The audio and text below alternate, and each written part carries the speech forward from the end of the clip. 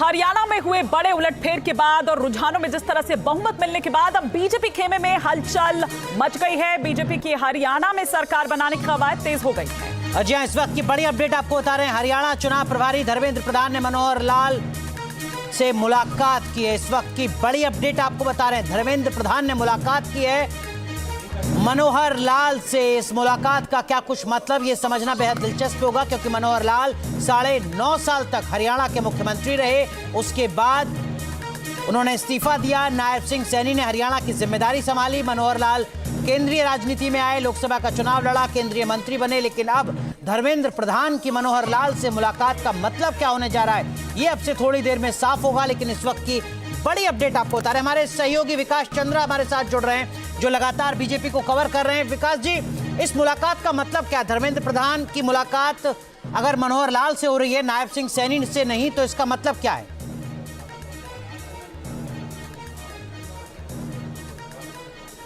जी देखिए कि अब जिस तरीके का रुझान अब तक है, परिणाम नहीं कह सकते। उसके बाद बीजेपी में हलचल तेज हो गई है कि आगे की रणनीति क्या हो, और उसी से जोड़कर इस मुलाकात को देखा जा रहा है। धर्मेंद्र प्रधान तो पहुंचे ही थे, जो वहां के को इंचार्ज थे सुरेंद्र नागर।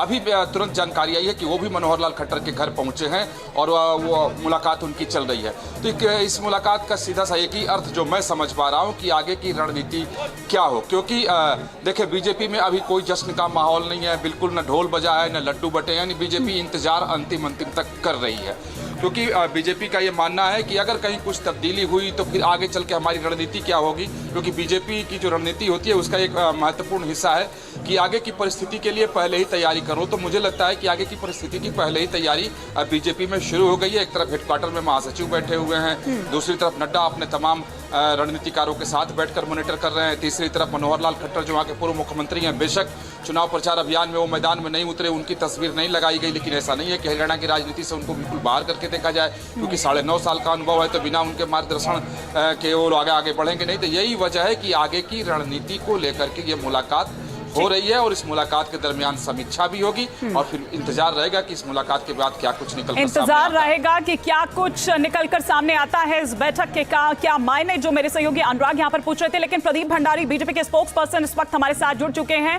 लेकिन उससे पहले एक बड़ी खबर आ रही है, हरियाणा के नूह सीट से ये खबर आ रही है, जहां से जीत गए हैं कांग्रेस के उम्मीदवार आफ्ताब अहमद। ये बड़ी खबर नूह सीट से हरियाणा की।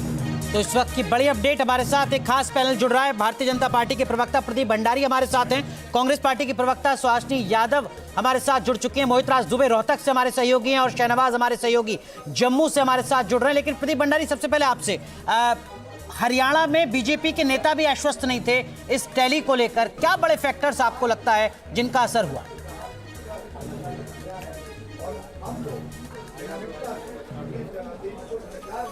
देखिए, हम हमेशा से ही हरियाणा में आश्वस्त थे।